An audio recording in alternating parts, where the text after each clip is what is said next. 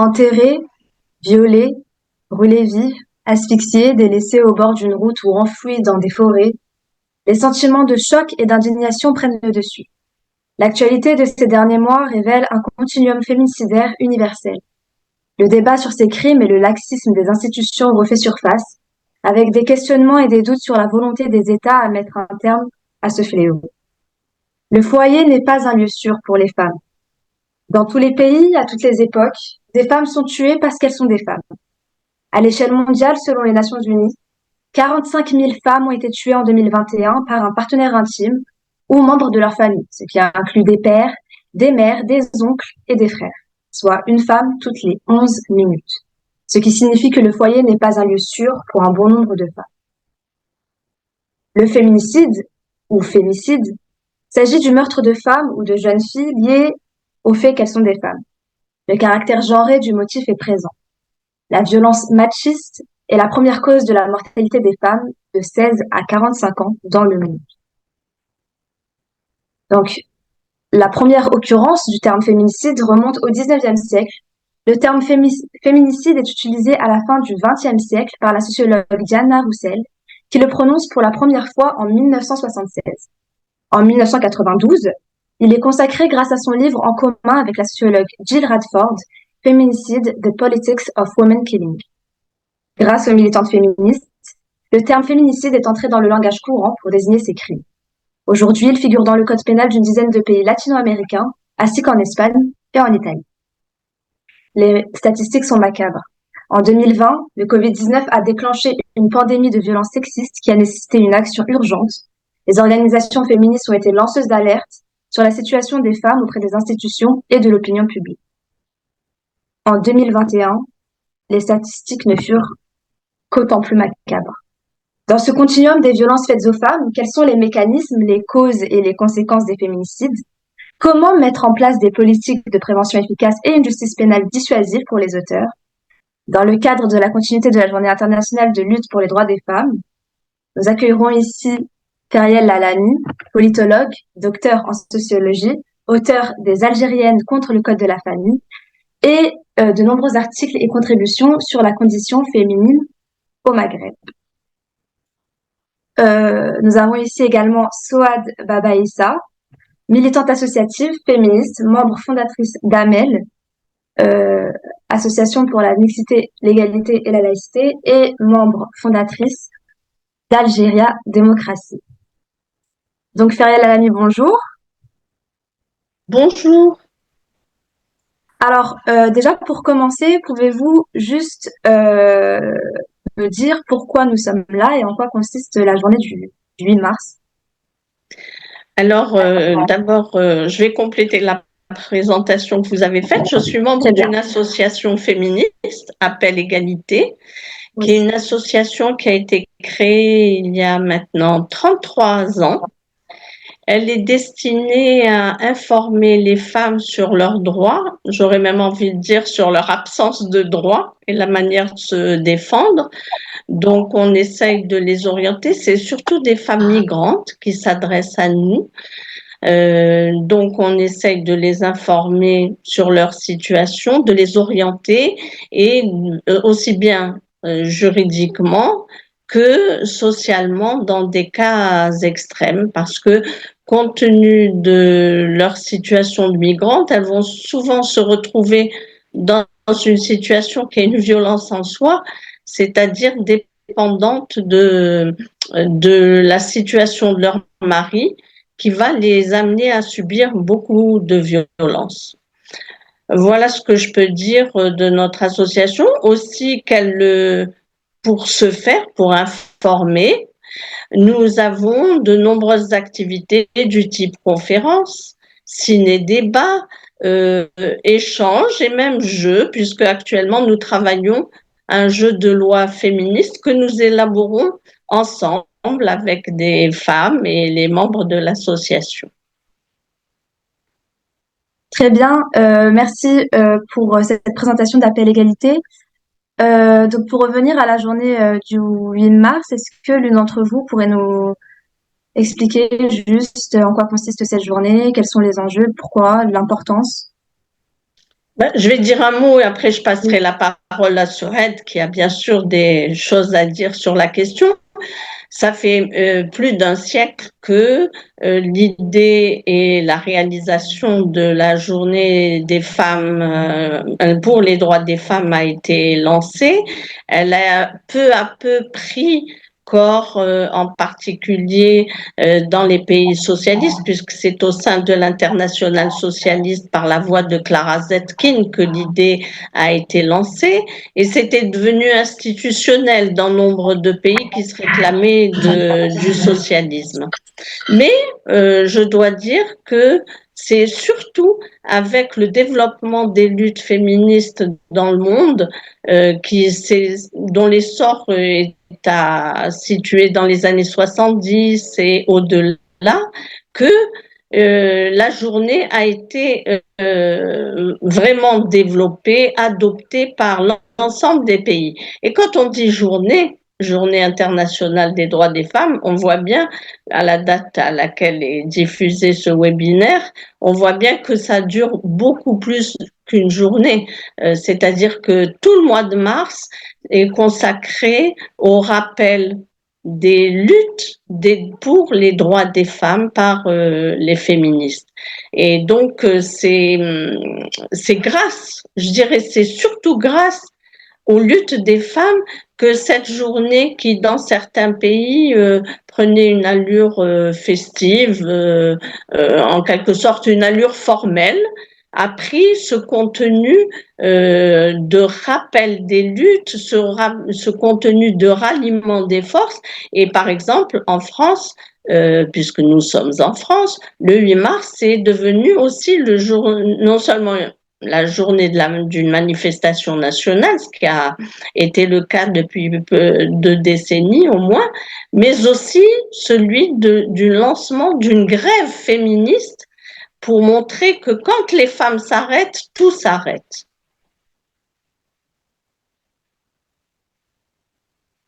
Soit Babaïssa a quelque chose à rajouter? Oui, je vais compléter un petit peu ce qu'a dit Feriel parce que c'est tout à fait ça. C'est vraiment, en fait, en 1977, quand les Nations Unies vont décréter que ça devient une journée internationale de lutte pour les droits des femmes, c'est tout un travail au cours des décennies précédentes des féministes, hein, pour démontrer qu'il est nécessaire à un moment de marquer où nous en sommes dans les avancées, mais aussi dans les régressions par rapport aux droits des femmes, mais pas simplement que des droits, c'est aussi de la place des femmes dans les sociétés.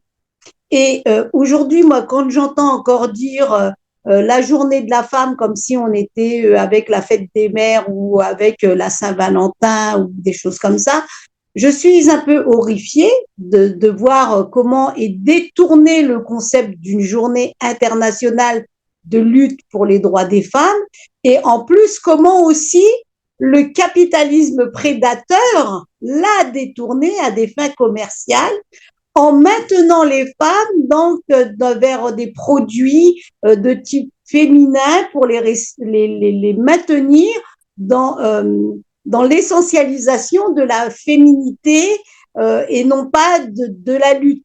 Donc, on commercialise un concept, on le détourne.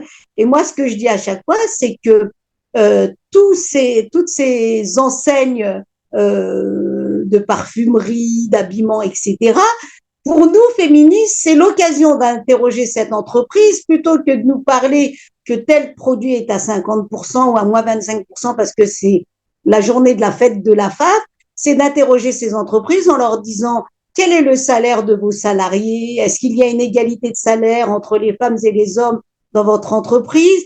Quels sont le taux de CDD ou de CDI, le temps partiel, les temps partiels imposés à vos vendeuses, par exemple, etc. Et puis, il y a l'autre frange de ceux qui nous disent que le 8 mars, c'est une journée hypocrite. Qu'est-ce que c'est que cette journée de la femme? Et qui sont, femmes comme hommes, dans un discours antiféministe et de maintien de l'invisibilité des conquêtes sociales et des combats des femmes. Et ça aussi, il faut que ça soit un discours qui soit dénoncé parce que c'est vraiment un discours antiféministe. Il y a une journée internationale des droits des femmes. Aujourd'hui, on n'est pas en train de remettre en cause le 1er mai, qui est une journée internationale des droits des travailleurs et des travailleuses, parce que ce sont toutes les conquêtes sociales pour les congés payés, pour une durée de journée de travail, etc., etc. Donc, quand les féministes et quand les femmes marquent le 8 mars, journée internationale de lutte pour les droits des femmes, ça a son importance parce qu'il est nécessaire de faire le bilan. Et comme l'a rappelé Feriel, autant avant, on était sur le 8 mars, sur une journée. Aujourd'hui, l'ensemble du mois de mars est consacré à la fois par les institutionnels, mais surtout par les organisations et les associations féministes pour donner la parole aux femmes, pour faire le constat et surtout dire vers quoi nous devons encore aller de l'avant, comme l'histoire de la grève féministe qui devient aussi un moment aussi international de grève féministe, puisqu'on a vu en Espagne l'ampleur que ça avait pris. Pour l'instant, ça n'a pas encore pris dans tous les pays, mais il faut démontrer que si les femmes s'arrêtent en termes de reproduction et de production, nous mettrons des sociétés par terre, parce que quand les femmes s'arrêtent, tout s'arrête en réalité. Merci beaucoup. Aujourd'hui, nous sommes là pour traiter un sujet difficile, les féminicides dans le monde et en Algérie. J'ai énoncé tout à l'heure une définition. Pouvez-vous juste préciser certains points sur la définition du féminicide et nous raconter un peu l'histoire des féminicides dans le monde ou en Algérie, comme vous voulez. Enfin, soit tu commences. En fait, je vais laisser, parce que Feriel disait qu'elle avait voulu compléter la présentation, donc peut-être qu'elle avait quelque chose à dire sur l'histoire du féminicide, ou pas, Feriel? Oui, je vais dire deux mots. D'abord, parce que Louisa a déjà expliqué l'origine du concept, en quelque sorte. Ce que je voudrais dire, c'est que les féministes, très tôt, avant même l'émergence officielle du concept par les auteurs déjà cités, ont interrogé certains crimes qui étaient aussi bien dans les sociétés occidentales que dans les autres continents, les autres cultures, qui étaient minorisées sous prétexte de circonstances atténuantes, minorisées non seulement par le code pénal, mais bien entendu couverts par la société. Par exemple, en France, puisqu'on est en France, mais même en Italie, en Espagne, il y avait la conception de ce qu'on appelle le crime passionnel. Le crime passionnel, eh bien, si un homme tuait sa femme, il n'écopait que de 5 ans de prison. En France, comme en Italie, comme en Espagne, il se pouvait même qu'il soit carrément acquitté sous prétexte d'un adultère, par exemple, qui rejoint la notion de crime d'honneur qui était valable surtout dans les pays latino-américains ou du sud de l'Europe, mais aussi, par exemple, puisqu'on a parlé de l'Algérie, en Algérie. Donc, ces raisons qui rejoignent une conception des relations d'une femme, là je dis la femme, dans la société et dans la famille, c'est celle d'une appropriation. On peut la tuer parce qu'elle est à moi, dit le mari, et elle ne doit pas manifester de velléité d'indépendance. Donc, cette notion de crime passionnel, de crime d'honneur, a été très fortement interrogée par les féministes pour dire non, il s'agit de féminicide, en employant, parce que parfois on dit fémicide comme parallèle avec homicide. Non, féminicide avec cette notion, comme vous l'avez dit, Wiza, au début, qu'on tue une femme parce qu'elle est une femme, mais parce qu'elle est insérée dans un système de relations genrées qui fait qu'elle est non seulement une propriété, mais aussi elle est sous domination. Donc, dès qu'elle cherche à échapper à cette domination, il faut la punir en quelque sorte. Et cette punition, elle lui est destinée, mais elle est destinée aussi aux autres femmes pour créer un climat de terreur. Alors, ceci dans les relations, je dirais, des relations dans le cadre familial, puisque vous l'avez dit, l'endroit où les femmes sont le moins en sécurité, c'est le foyer. Mais le concept de féminicide est aussi étendu à des groupes de femmes. Quand c'est que on l'a beaucoup questionné, c'est à partir des assassinats de centaines de femmes dans la frontière nord du Mexique à Ciudad Juárez. Et là, il y avait des centaines de femmes qui allaient travailler, qui passaient les frontières, etc., et qui étaient assassinées sans que l'État mexicain s'inquiète outre mesure de l'identité des assassins. Donc là, on est dans des assassinats de groupes qui sont extérieurs au niveau intime. Et ça, c'était dans les années 90, 93 plus précisément. Et je laisse la parole à Sorel pour pas monopoliser la parole, mais il y a aussi un dernier point qui est très peu évoqué, c'est celui du peuple manquant, c'est-à-dire les féminicides en amont qu'il y a en Chine, en Inde, etc., où par malheureusement les progrès de la technologie, eh bien, on s'assure du sexe de l'enfant à naître, et si c'est une fille, eh bien, on pratique l'avortement. Cette pratique généralisée a abouti à ce que dans les pays ou les régions que je viens de citer, eh bien, il y a un déficit considérable de femmes, c'est ce qu'on appelle le peuple manquant. Donc, soit Babaïssa, est-ce que vous avez quelque chose à rajouter? Oui, moi, je vais compléter parce que je suis contente qu'elle elle en ait parlé, Feriel, parce que c'est vrai que au départ, on est parti sur la question de ce que l'on pourrait dire d'abord. C'est vrai qu'aujourd'hui, on a une terminologie sur laquelle les féministes se sont entendus, qui est le féminicide.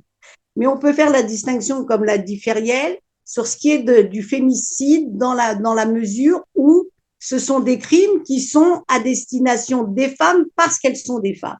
Hein. Et on va parler de fémicide quand il va se passer dans la sphère privée, c'est-à-dire la sphère familiale, conjugale.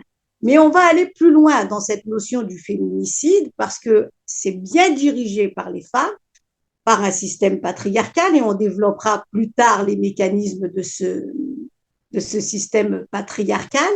Mais on va parler aussi de façon du féminicide parce qu'il n'est pas simplement qu'une question de terminologie.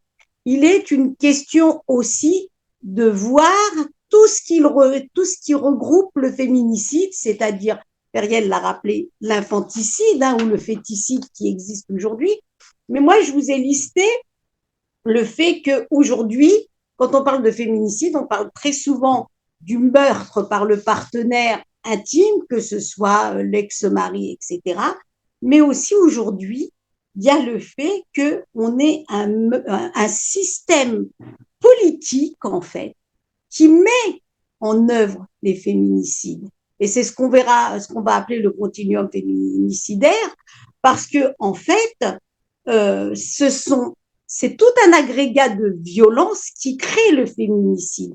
Aujourd'hui, quand il y a un féminicide dans la sphère privée, c'est que derrière, il y a eu tout cet agrégat de violence du fait de la place des femmes dans la société, c'est-à-dire d'un dressage des femmes à la féminité, la soumission, la passivité, l'intériorisation systémique des femmes, et on en reparlera quand on parlera du code de la famille en Algérie, hein, du fait de son assujettissement en tant que sexe faible ou que second sexe. On va avoir le système politique avec le fait que les femmes ne puissent pas voter, donc pas de place dans la société, ni électrices ni éligibles, ou alors la sous-représentation des femmes dans la société. Et puis, il va y avoir toutes les discriminations économiques mises en place par un capitalisme prédateur, et on en parlera du fait d'avoir des différences de salaire, donc de ne pas créer l'autonomie et l'émancipation des femmes financièrement.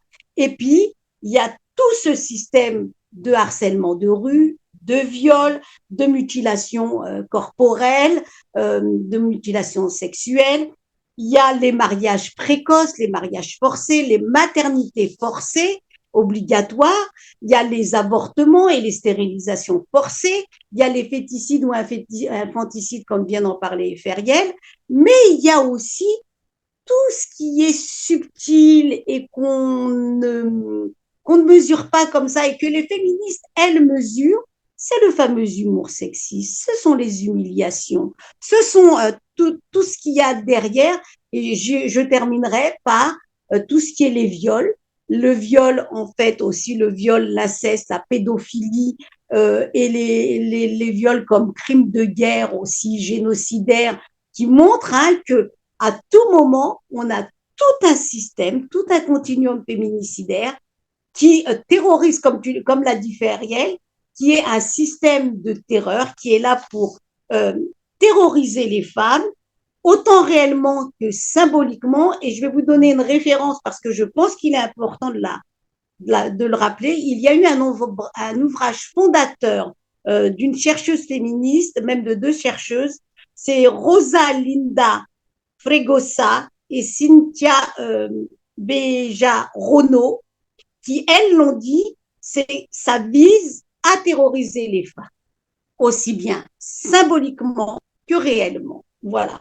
Et donc, on est face aujourd'hui à un système qui a été mis en place et qui fait que le féminicide existe. Et justement, en parlant de système mis en place, est-ce que vous pouvez nous parler des causes qui favorisent le risque de féminicide? Donc, quels sont les types d'environnements sociaux ou politiques qui peuvent amplifier le risque de féminicide, que ce soit en Algérie ou ailleurs dans le monde? Fariel Alami, est-ce que vous pouvez nous éclairer sur cette question? Alors, justement, c'est une bonne question parce que à la réponse, on va être surpris. C'est que tous les milieux sociaux et culturels sont concernés par la violence contre les femmes. Et ça a été documenté par les enquêtes sur les violences faites aux femmes qui ont commencé grosso modo vers la fin des années 90. Avant, elles n'existaient pas. Et aussi bien en Algérie qu'en France, des femmes, grâce à leur position dans les institutions, ont pu mettre en œuvre des enquêtes rassemblant les statistiques des hôpitaux, de la gendarmerie, des commissariats et autres lieux d'accueil des femmes victimes de violences pour constater que les femmes étaient victimes de violences, quelle que soit leur condition matérielle, c'est-à-dire le partenaire avec lequel elles étaient, que ce soit les milieux de catégorie supérieure ou les milieux défavorisés. Donc, et de même pour le milieu culturel, c'est-à-dire qu'il s'agisse souvent, on aurait tendance à croire que ça va concerner plutôt des personnes défavorisées au niveau éducatif, ce qui est absolument faux. Donc, c'est ce qui donne l'impression et la réalité d'ailleurs d'un ensemble systémique qui mène, dont l'issue est fatale, c'est celle du féminicide. Mais Souhaïd l'a bien dit, ça commence par des atteintes symboliques, la dévalorisation des femmes, soit au niveau de l'État, par exemple le code de la famille, du fait qu'ils mettent les femmes dans la famille dans une subordination et discriminent, les empêchent d'avoir leurs droits, les discriminent par rapport à leur mari ou en tant que mère par rapport à leurs enfants, c'est une dévalorisation qu'elles vont subir à tous les niveaux administratifs et bien sûr familial et qui vient conforter les accusations et la dévalorisation sociale. Il y a les atteintes psychologiques, les injures admises, les violences domestiques, le harcèlement, qu'il soit au travail, qu'il soit de rue ou qu'il soit maintenant, avec les nouveaux outils de communication, le cyberharcèlement dont on a vu qu'il a conduit certaines femmes, surtout des jeunes femmes, puisque ce sont elles qui sont utilisatrices de ces outils, au suicide. Donc ça aussi, le suicide d'une femme à l'issue d'un harcèlement, d'un cyberharcèlement, c'est du féminicide, puisque on va exhiber sa vie privée, on va la désigner à la vindicte populaire. Et bien sûr, pareil, les suicides issus de viols. Et le féminicide, c'est en quelque sorte la partie visible de tout cet iceberg, donc, et qui concerne l'ensemble de la société. On ne va pas désigner une catégorie sociale plus qu'une autre, même si parfois certaines femmes arrivent à y échapper parce qu'elles vont avoir les moyens matériels de sortir de la spirale de violence grâce au fait qu'elles ont un job, qu'elles ont des ressources pour se retrouver un domicile, mais ce n'est pas le cas pour l'immense majorité des femmes. Donc, Souad Baba Issa, est-ce que vous avez quelque chose à rajouter? Continuer dans ce qu'elle a dit, pour continuer dans ce qu'a dit Feriel, hein, c'est vraiment le féminicide, c'est le symbole d'un système de domination. Hein, c'est vraiment ça. Et il est très ancré et il remonte même, hein, il y a des chercheuses qui l'ont remonté jusqu'à la préhistoire. Hein. Voilà, il est bien ancré, il est là et il porte un nom. Il s'appelle le patriarcat, ce système. Et en plus, quand on a ce patriarcat qui engendre ces discriminations genrées, c'est-à-dire les préjugés, les conditions socio-économiques inégalitaires, les lois inégalitaires, on voit que ce patriarcat, il est dans toutes les couches sociales, il est dans le monde et il forme vraiment un système de violence qui est bien ancré, qui est bien intégré en plus, aussi bien par les hommes, et il ne faut pas oublier qu'il est aussi intégré par les femmes. Parce que ce système, donc patriarcal, quand en plus on va l'associer au capitalisme, au colonialisme, au néocolonialisme, à la religion, eh ben, il va trouver son paroxysme vraiment dans ce qu'on va appeler le crime du féminicide. Et c'est vraiment, il s'agit donc de pourquoi tu as posé la question des mécanismes et on va voir comment après il se présente. Il est là parce que les hommes ont le sentiment qu'ils sont supérieurs aux femmes et que dans la terreur qui est engendrée par ce système patriarcal, il s'agit, le féminicide, c'est le point ultime pour dire aux femmes où est leur place et c'est pour les remettre à leur place. Oui, et d'ailleurs, je vais rebondir sur ce qu'a dit Fariel Lalimi. Il est important de souligner le fait que les féminicides peuvent se situer dans n'importe quelle classe sociale. Par exemple, il y avait Annie Ernaux qui justifiait le fait que son père battait sa mère par le fait qu'ils étaient de classe ouvrière. Non, c'est faux. On a aussi tendance à dire, à dessiner un portrait de l'homme assassin comme étant un homme marginal. C'est faux également. Ça peut être n'importe qui. Il était important de l'avoir souligné. Mais du coup, comment nous expliquons les statistiques mondiales parce que quand même, elles sont conséquentes. Qui veut commencer? Fariel Lalimi, peut-être? Alors, sur les statistiques, malgré leur importance numérique, je dirais qu'elles sont évaluer parce que le comptage est difficile à faire.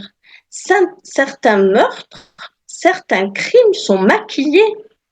Je vais prendre l'exemple de l'Inde, où c'est bien maintenant, vu la multiplication des choses, on a décelé un phénomène en fait social.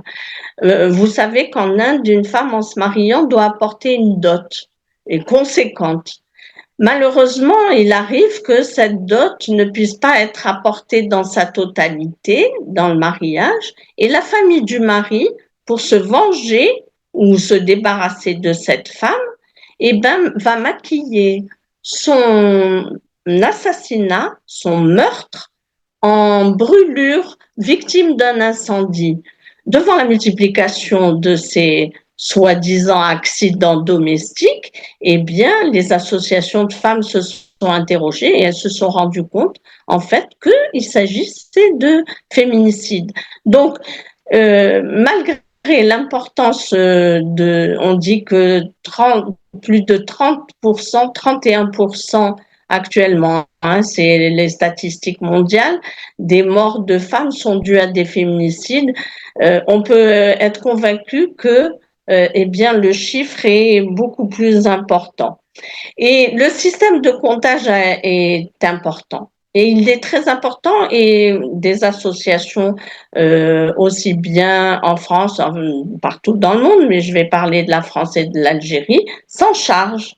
Et elles démontrent que, eh bien, parfois les peines qui s'en suivent sont ridiculement basses et peuvent contribuer à ce que des appels aient lieu et que justice soit faite. C'est le cas récemment pour une maman et sa petite fille, parce qu'il ne faut pas oublier les morts collatérales des féminicides, c'est les enfants. En l'occurrence, quand il s'agit de fillettes, ben voilà, on est en plein dans la question du féminicide. Une maman et sa fillette qui avaient été tuées par le frère de la dame et donc l'oncle de la petite fille, en toute complicité avec la mère et la sœur de cette femme qui est morte. Et au début, la peine avait été ridiculement basse. Le tribunal a condamné le frère assassin à seulement 5 ans. Et grâce au soutien des associations féministes, de la société, même des gens du village, eh bien, un appel, voilà, c'est coûteux, il faut être informé, il faut être épaulé, mais là, l'appel a été demandé et finalement, le frère a été condamné récemment à 20 ans de prison.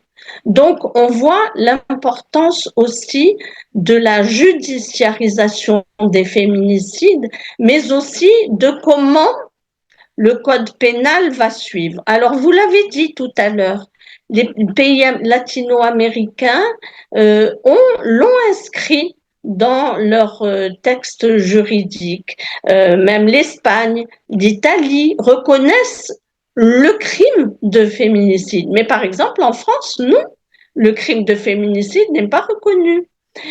Certes, un assassinat commis dans une relation de partenariat familial est une circonstance aggravante, mais le concept de féminicide n'est pas rentré dans le code pénal. En France, d'ailleurs en Algérie non plus, malheureusement. En Algérie, on a pire encore, puisque le code pénal, s'il reconnaît et il pénalise, il sanctionne les violences faites aux femmes, eh bien malheureusement, diminue cet apport au code pénal en insérant la clause du pardon qui fait que, eh bien, si une femme pardonne à son agresseur les violences qu'elle a subies, la plainte tombe d'elle-même, ce qui est littéralement un encouragement aux hommes violents, malheureusement. Quelque chose à rajouter?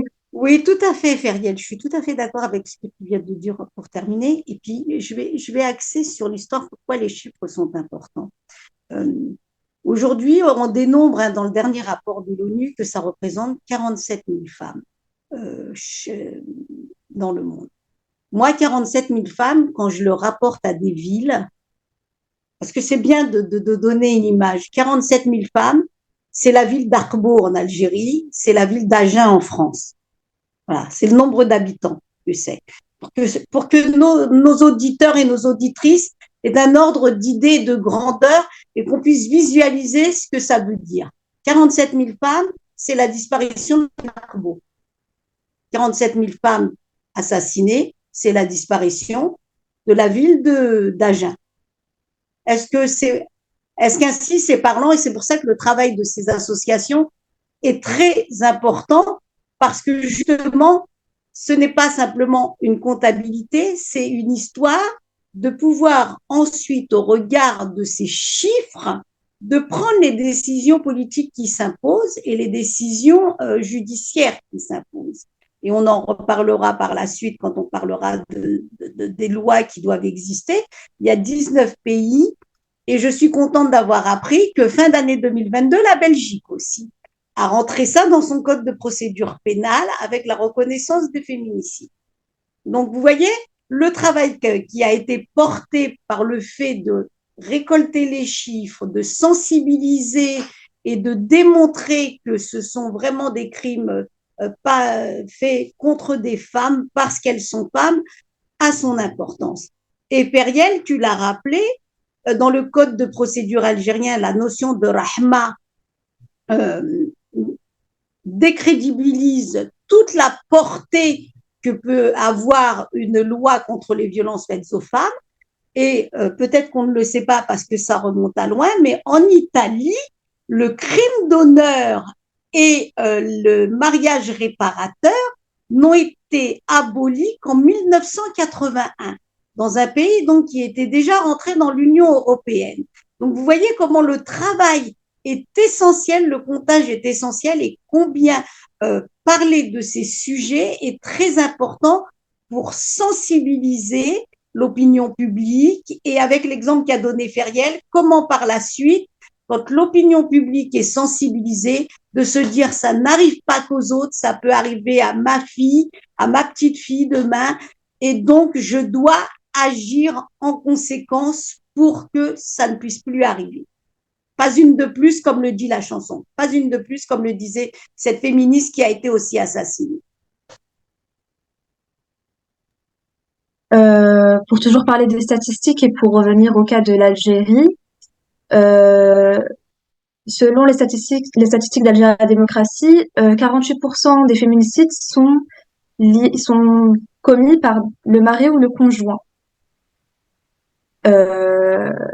Comment peut-on expliquer ça? Comment peut-on expliquer le sentiment d'impunité qu'a le mari ou le conjoint algérien afin d'aboutir à cela? Ariel, la limite pour commencer. Oui, ça n'est pas propre à l'Algérie, hein.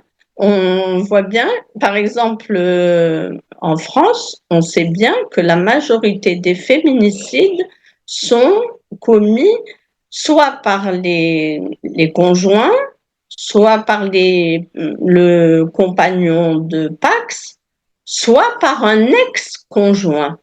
Et là, on en revient à la logique de domination. Ça veut dire, une fois qu'on est dans une relation maritale, pas forcément mariée légalement pour la France, mais forcément pour l'Algérie, puisque c'est le seul lien qui puisse exister, on considère, enfin, l'agresseur qui devient le meurtrier, il considère la femme comme son objet. Et donc, dès qu'elle résiste à des décisions, dès qu'elle veut prendre son autonomie, dès qu'elle fait peut-être une demande de divorce, de séparation, eh bien, pour lui, c'est intolérable et il peut non seulement la tuer elle, mais on voit souvent en France que les maris, les compagnons ou les ex tuent non seulement la femme, mais aussi leurs enfants sans hésiter.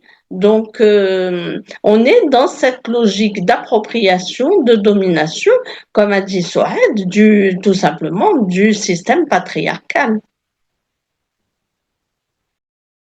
Et pour rajouter, pour compléter, hein, Silvia Federici, qui est féministe aussi, elle dit que c'est le crime du propriétaire.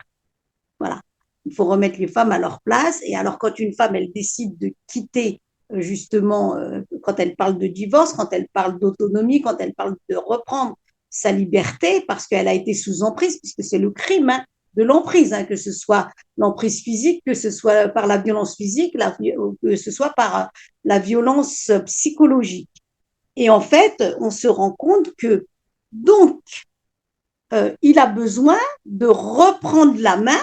Hein, on est dans cette logique patriarcale, hein, donc la plus pure, hein, qui se loge vraiment dans ce système dans le cœur de l'intime. Et donc lui, il veut reprendre le contrôle. Et comment il va le reprendre le contrôle? De la façon la plus extrême, et il a le sentiment d'avoir repris le contrôle sur la femme et sur les enfants aussi. Eh bien, en la tuant. Et quand il la tue, il rétablit donc le contrôle de manière définitive. Il a remis de l'ordre. Et justement, une statistique qu'on retrouve en Algérie, je ne sais pas si on la retrouve en France, selon l'association Féminicide Algérie, il y a 0,9% des féminicides qui sont commis par un harki. Donc, comment on est, enfin, je vous laisse la parole.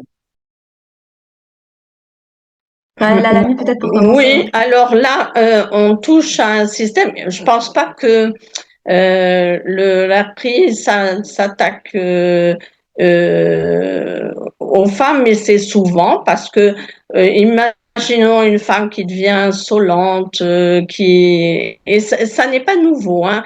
Je me rappelle qu'en 1989, il y avait une femme qui avait dénoncé publiquement et les associations féministes s'en étaient saisies, ce qu'elle avait subi justement de la part d'un repris, donc soi-disant exorciseur, et qui vient, alors par des méthodes brutales, tellement brutales que certains et certaines en meurent. Vient chasser le démon, et ben le démon c'est celui de la rébellion.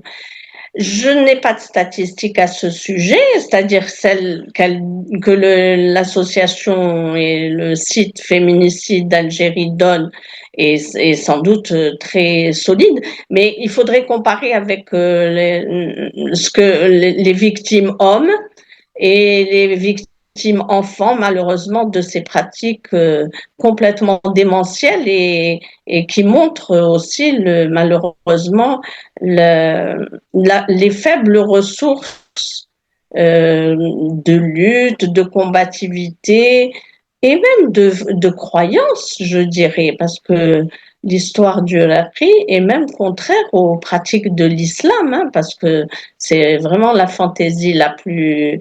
C'est pas seulement une fantaisie, malheureusement, parce que des gens ressortent soit handicapés, soit morts, mais c'est vraiment quelque chose de très préoccupant, mais il me semble qu'on doit considérer dans sa globalité. Si des femmes en meurent, ou euh, si on les met entre les mains d'un lapis, c'est souvent pour des causes de rébellion, c'est-à-dire on considère qu'elles sont habitées par le démon puisqu'elles ne marchent pas droit, bien sûr. Et voilà, c'est difficile de parler de ce phénomène parce qu'on n'a pas vraiment d'enquête sociologique. Souad Babaïssa, vous avez l'air d'avoir beaucoup de choses à dire. Non, moi je vais dans le sens de Periel, mais c'est surtout, c'est vraiment ce qu'on a dit auparavant, hein, c'est tous les moyens qui permettent de remettre à sa place. Voilà. Quand il y a rébellion, quand il y a velléité à sortir d'une domination violente, etc., et que la femme va chercher à se libérer de toute domination violente sur elle, eh ben, on va chercher par tous les moyens la façon de la remettre à sa place. C'est vraiment, voilà, et on va aller jusqu'au raquet pour la remettre dans le bon ordre sociétal, de la remettre dans le bon ordre de la société patriarcale. Pour conclure, Feriel Alami, un mot de la fin pour cette première partie? Eh bien, moi, je rappellerai juste une chose, c'est que euh, le féminicide a été à considérer bien en amont. Donc, il y a une phrase de Gisèle Halimi, dont nous avons participé à un hommage à Orléans récemment, qui me revient en tête. Ne laissez personne attenter à votre dignité. C'est le premier coup qui peut, pas forcément systématiquement, mais qui pourrait mener au féminicide. Et ce coup-là, il faut ne le tolérer ni des proches, c'est-à-dire du milieu familial, ni même de l'État. C'est le sens des luttes collectives. Donc, c'est parce que, comme on l'a dit, et on y tient, le féminicide est le résultat d'un continuum de violence. Deuxièmement, il faut faire agir la solidarité. On a vu que tout ce dont on a parlé, les résultats d'obtenir des chiffres, les résultats d'obtenir la définition même par les États dans leur législation, dans le discours public, et le résultat des luttes collectives menées par les militantes et associations féministes. Donc ça, c'est extrêmement important de ne pas rester seul et d'agir collectivement. Et enfin, il n'y a pas de fatalité au féminicide. Cette lutte contre le meurtre des femmes dont on a vu que le nombre est considérable, eh bien, il est le résultat d'un système, le patriarcat, qui est à combattre sous toutes ses formes, même les plus insidieuses. Sohaid avait parlé au début on fait du 8 mars une fête, on offre des parfums, je sais pas quoi, des fleurs, etc. C'est une autre forme du patriarcat de masquer ainsi le caractère éminemment combatif de cette journée. Merci beaucoup. Souad Babaïssa, un mot de la fin? Le mot de la fin, ben, comme l'a dit Feriel, hein, c'est vraiment le système patriarcal et on voit bien que les féminicides, ça repose vraiment sur un système très ancien d'écrasement des femmes, hein, et c'est de l'écrasement des hommes sur les femmes, d'un pouvoir des hommes sur les femmes. Et elle l'a dit Feriel, c'est pas une fatalité. Et pour sortir de cette fatalité, c'est que à la fois les femmes et les hommes, nous entrions enfin dans une éducation non sexiste et non violente, parce que c'est ce qui permettra aussi de mettre par terre et d'abolir ce système patriarcal. L'éducation a une importance incroyable pour mettre un terme à ce sexisme et à cette misogynie, parce que le système patriarcal, c'est un système machiste et misogyne à la fois. Il contient les deux paramètres. Et elle a parlé de solidarité, Periel. Je rajouterai la sororité. La sororité, elle est importante et cette sororité, elle a été développée aussi par les associations et par les féministes. Elles ont montré combien il était nécessaire que les femmes soient solidaires entre elles, mais que les hommes aussi développent la sororité envers les femmes. Et la sororité envers les femmes, c'est de se battre conjointement contre le système patriarcal, contre des systèmes de domination, et c'est de mettre en place des lois à la fois qui soient préventives, pas simplement être dans le répressif, mais des lois, pardon, préventives et, et aussi des lois répressives quand c'est nécessaire. Mais cette sororité, c'est fonder une société qui nous mène, hommes et femmes, ensemble vers ces États démocratiques et vers le fait qu'on mette à mal des systèmes de domination, quels qu'ils soient. Merci beaucoup. On se rejoint dans une deuxième partie. Du coup, dans cette deuxième partie, nous allons parler de la reconnaissance légale des féminicides dans les pays. Est-ce que l'une d'entre vous voudrait commencer sur ce point-là? Fariel Halimi, peut-être? Alors, la reconnaissance légale des féminicides est très lente. Elle a été faite dans divers pays et c'est les pays d'Amérique du Sud qui sont à la pointe. C'est pas un hasard puisqu'on l'a évoqué, c'est dans les pays d'Amérique du Sud, en particulier au Mexique, où des meurtres de masse de femmes ont eu lieu.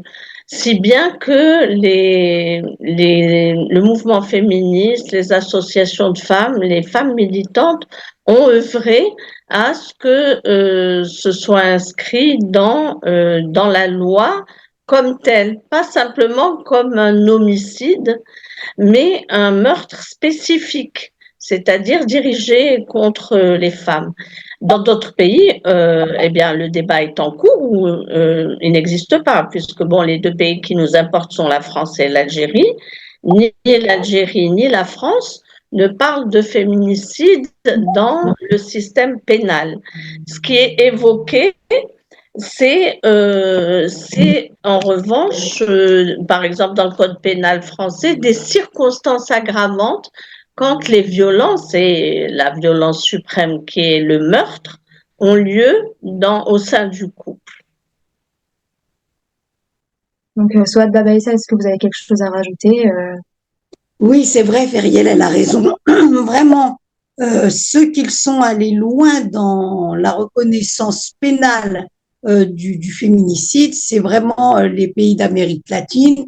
Et en fait, même, tu avais commencé à l'évoquer, Feriel, c'était la fameuse plateforme de Belém do Pará qui avait été prise en 1994, hein, et qui condamnait toutes les violences faites aux femmes, et elle a été ratifiée par 33 États américains.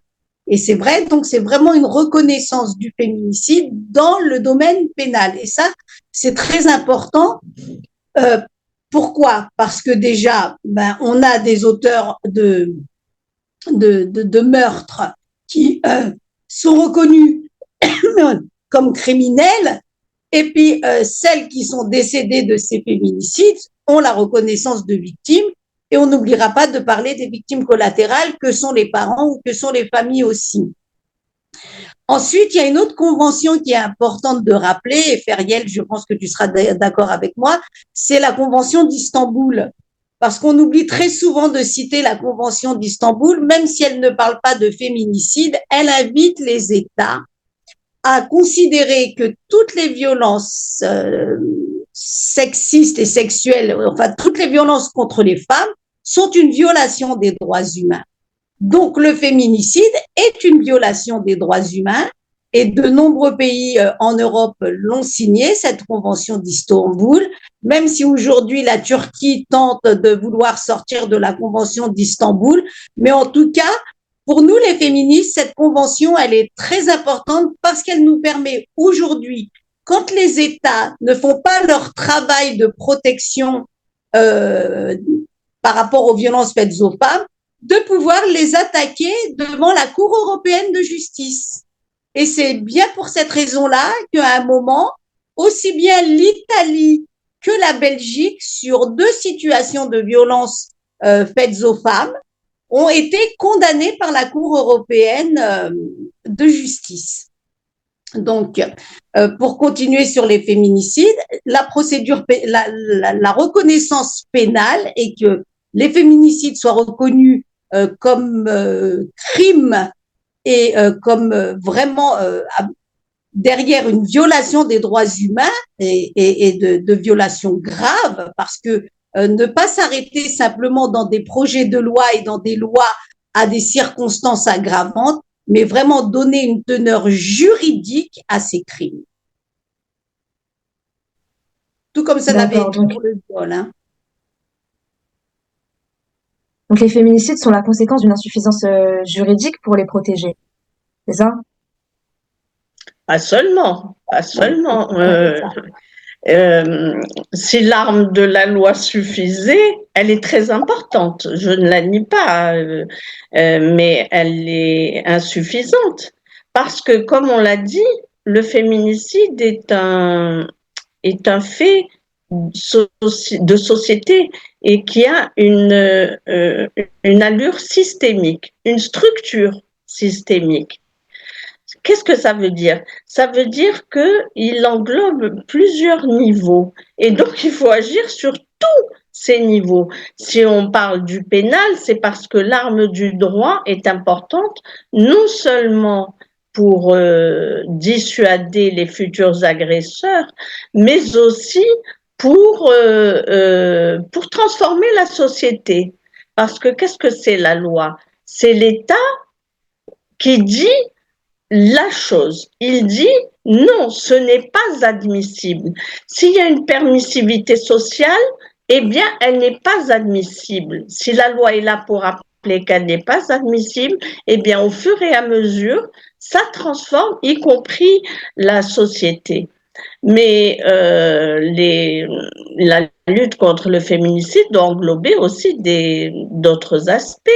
On a parlé de la dépendance économique des femmes qui, menacées, ne peuvent pas quitter leur logement, tout simplement parce qu'elles n'ont pas les moyens, en particulier dans les pays où les femmes travaillent peu, comme où elles ont peu de revenus, comme par exemple en Algérie, où elles ne constituent qu'une faible part de la population active, eh bien, elles n'ont pas d'autres ressources que de rester à la maison et de subir jusqu'au meurtre qui est la violence ultime. On a dit aussi que même si, et ça c'est valable partout dans le monde, en particulier en France, même si le mouvement féministe lutte aussi bien dans le discours que dans les actes contre les féminicides et leurs causes, eh bien, ces associations n'ont très nettement pas assez de moyens. Là, j'en parle par expérience, puisque notre association, quand elle est interpellée par une femme qui cherche à fuir une situation de violence, on passe des heures au téléphone avec les centres d'hébergement pour décrocher quoi? 3, 4 nuits, au maximum un mois quand c'est un centre d'hébergement pour femmes. Très clairement, il n'y a pas assez de moyens pour les associations. On a vu l'opération, comment dirais-je, un peu éphémère des téléphones d'urgence. Mais c'était une goutte d'eau dans l'océan des besoins, etc., etc. Donc, les associations féministes font le maximum pour dire les choses, pour les rappeler par des actions collectives, des manifestations. Par exemple, chaque 8 mars, quand c'est possible, les associations organisent dans divers pays des die-in. C'est quoi un die-in? C'est les femmes qui s'allongent sur l'asphalte dans la rue, qui mettent sur elles le nom d'une victime et il y a quelqu'un qui rappelle les victimes de l'année. Eh bien, je vous prie de croire que la liste est longue dans tous les pays du monde. Donc, toutes ces opérations combinées peuvent faire avancer les choses, mais il faut vraiment, moi je crois qu'actuellement, ce qui est le plus nécessaire, c'est vraiment les moyens et la coordination entre tous ceux qui désirent, aussi bien au niveau étatique qu'au niveau administratif, qu'au niveau juridique, qu'au niveau associatif, tous ceux qui veulent que les femmes ne risquent plus leur vie tous les jours, pas tous les jours, puisque en France la moyenne est tous les 2 jours et demi, une femme meurt sous les coups, soit de son conjoint, soit d'une agression extérieure. Oui, vous avez bien fait de rappeler tout ça parce que souvent dans l'imaginaire collectif, on se dit, il y a toujours cette question qui revient, mais pourquoi elle n'est pas partie? Pourquoi elle est restée? Je Pourquoi vais elle est répondre restée à jusqu'à ce qu'on celle-là la parce tue? que celle-là, c'est Voilà. que ce soit le citoyen lambda, mais que ce soit aussi le magistrat, parce que le magistrat aussi se pose cette question en disant mais pourquoi elle n'est pas partie? Mais il oublie qu'il existe cette grande violence qui est la violence économique et qu'une femme qui est dans la dépendance économique, elle ne peut pas quitter son bourreau. Et donc, si l'État ne prend pas en charge cette question de mettre un terme aussi à la violence économique pour permettre aux femmes de quitter leur bourreau, de quitter les auteurs de violence, eh ben, on ne résoudra pas le fléau des féminicides. L'une des premières dispositions, comme on l'a vu, on a parlé de la prévention. Donc, prévenir, c'est déjà mettre dans l'agenda politique un ensemble de lois qui permettent de prévenir ces violences. C'est-à-dire, on a parlé de l'éducation hier, mais aujourd'hui, même pour les prévenir et pour aider les femmes qui sont victimes de violences, c'est de mettre des dispositifs pour les aider, c'est-à-dire, comme l'a rappelé Feriel, des logements dédiés à l'urgence qui permettent que les femmes et leurs enfants puissent être éloignés de l'auteur, même si on aimerait majoritairement que ça soit l'auteur qui soit délogé de son logement et qui soit amené ailleurs. Et ça devrait être ça aussi la logique, hein, qu'il n'ait plus à être dans l'appartement et que ce n'est pas à la femme de quitter le logement, mais on n'a pas encore, l'État n'a pas encore pris cette question réellement en charge. Donc aujourd'hui, on se bat pour des logements d'urgence et on se bat pour que les femmes, lorsqu'elles quittent leur conjoint et qu'elles n'ont pas de salaire, qu'il y ait derrière une somme d'argent qui soit dédiée pour qu'elles puissent se prendre en charge et prendre en charge ses enfants pour pouvoir vivre sans être dans la dépendance économique et que derrière se mette tout en place un système de structure sociale pour qu'elles puissent être libres et n'avoir plus à revenir vers les auteurs de violences. Là, déjà, nous aurions un grand pas par une loi si ces choses-là se mettaient en place. Et pour continuer sur ce que disait Feriel, le code de procédure pénale, c'est important parce qu'il doit rentrer dans l'agenda politique et les associations féministes et la société civile bataillent énormément pour le mettre à l'agenda politique. Mais c'est très difficile de le mettre à l'agenda politique quand on voit que même l'ensemble des partis politiques, où qu'ils soient, que ce soit en France ou en Algérie, ne mettent pas toujours la question de l'égalité entre les femmes et les hommes au début de leur programme politique. Très souvent, nous trouvons la question de l'égalité entre les femmes et les hommes au 15e point, si ce n'est pas au 30e point. Grande question, hein? Et donc, pour continuer dans ce sens-là, cet agenda politique, c'est aussi une loi cadre effective avec des moyens, comme l'a dit Feriel, mais surtout une formation des policiers, des magistrats et de tout le corpus institutionnel qui doit être formé pour comprendre les mécanismes des violences et pour travailler à l'éradication des violences, parce que lorsqu'on met cette loi cadre, on envoie déjà un signal, et quand derrière la loi cadre se met en place un code de procédure pénale qui ne va pas donner une condamnation soi-disant de 9 mois ou de 6 mois et que l'ex-compagne revoit l'ex-compagnon revenir et l'avoir sous les yeux et qui puisse redevenir violent, c'est aussi tout un travail. Il devrait y avoir des condamnations avec, moi je suis pour les juridictions, moi personnellement je suis pour les juridictions spécialisées, même si je suis pas favorable à ce qu'il y ait toujours des juridictions spécialisées, mais je pense que dans un premier temps, la juridiction spécialisée permet aussi de travailler sur la prise de conscience et sur l'évolution des mentalités. Ça peut être un outil à la prise de conscience et à l'évolution des mentalités. Voilà ce que je voulais dire sur cette partie-là. Et vraiment, la prévention, mais la volonté politique est essentielle.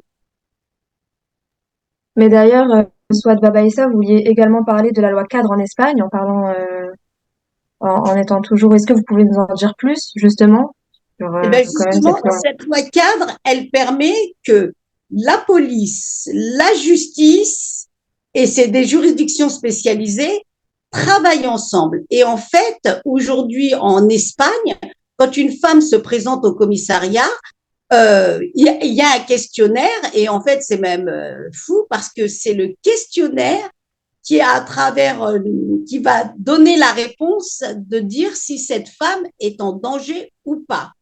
Et en fait, ils ne minimisent pas le danger en Espagne hein, quand une femme vient pour porter plainte.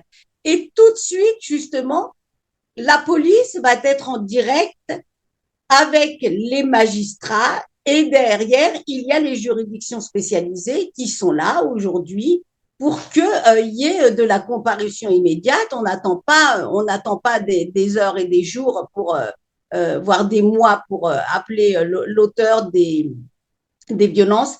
Et cette loi cadre, elle a permis que des moyens soient mis en place pour éloigner tout de suite les femmes des auteurs de ces violences. Elle est très importante. Et en fait, il y a un truc qui est très important, c'est que, par exemple, on le voit encore en France, une femme, elle doit répéter 100 000 fois son histoire. En Espagne, elle n'a pas à la raconter 100 000 fois. Elle l'a racontée une fois au policier et ça s'arrête là. Après, elle est mise en place. Tout part directement aux juridictions spécialisées, etc. Et il y a la mise en place de cellules psychologiques pour elle, pour ses enfants. Et elle n'a pas à re-raconter son histoire 1000 fois à chaque fois qu'elle va rencontrer l'assistante sociale, le magistrat, le ceci, le cela. Et je vais rajouter une chose, il me semble bien que même elles ont des avocates qui les accompagnent quand elles sont au commissariat. Il y a des avocates dédiées. Vous voyez, donc une loi cadre, c'est très important sur le fait déjà d'une femme qui subit des traumatismes de ne pas avoir à répéter 36 000 fois son histoire. Elle la raconte une fois, elle est entendue et le processus se met en route.